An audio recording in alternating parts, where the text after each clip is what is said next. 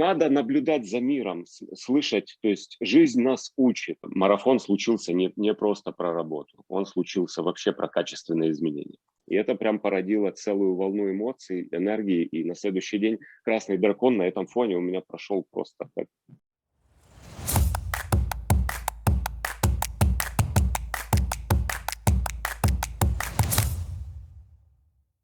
принятие, оно позволяет двигаться вперед. Когда ты отрицаешь какие-то вещи или прячешься от них, или вот, то начинаешь себя путать в целеполагании.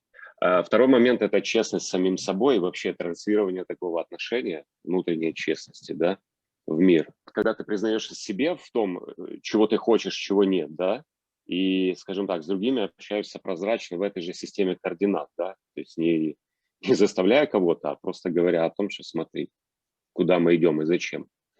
Честность – это был важный пункт, и он позволил, скажем так, принять целый ряд важных решений в течение нашего витка.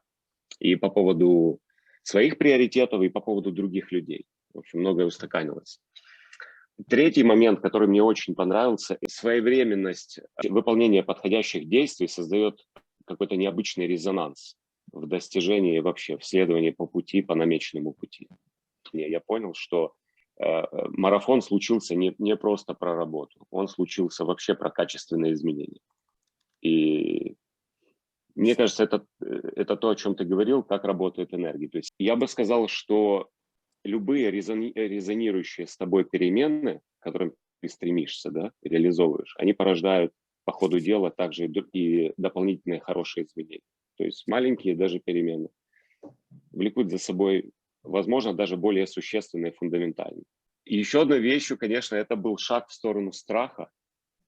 Шаг в сторону любого своего страха высвобождает огромное количество энергии, высвобождает личный потенциал.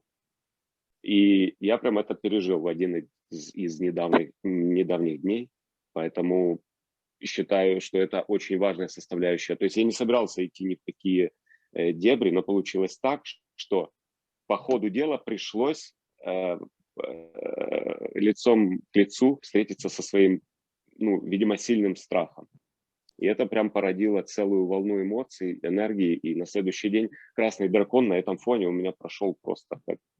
Страх был я думаю, в выражении на публику своего мнения, своего видения вообще, в проявлении вообще как таковом. Да? Не в личном кругу, а где-то более за них. Потому что то, что я делал в группе, когда тренировался, это же было с мыслью, что сейчас предстоят соцсети. Поэтому это был тихий ужас, понимаешь? То есть я уже тренировался для соцсети, хоть я этого не сделал, но это были прям трушные эмоции. И после этого было такое переосмысление. Думаю, никогда не было цели такой, а сейчас это развернулось в такой прям энерджайзер, в подъем эмоциональный, энергетический. Пятый пункт, но очень важный. Раньше у меня всегда были вопросы, знаешь, когда люди говорят такую интересную вещь, меня это всегда веселило. Надо наблюдать за миром, слышать, то есть жизнь нас учит, да? Надо, мол, наблюдать отклик от жизни. И вот в течение нашего крыла, когда мы получали от тебя какие-то гайдлайны, мне кажется, я впервые понял, что значит вообще в правильном контексте, под правильным углом оценивать происходящее событие.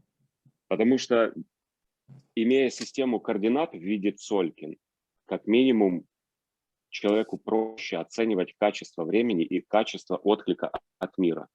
И, соответственно, правильно принимать решения, либо более оптимально принимать решения. Вот в моем случае я так это вижу. Результат, Паша, получился таков, что это получилось очень продуктивное время, которое позволило помимо реализации рабочих планов разобраться во многих важных вопросах по ходу дела. Абсолютно доволен.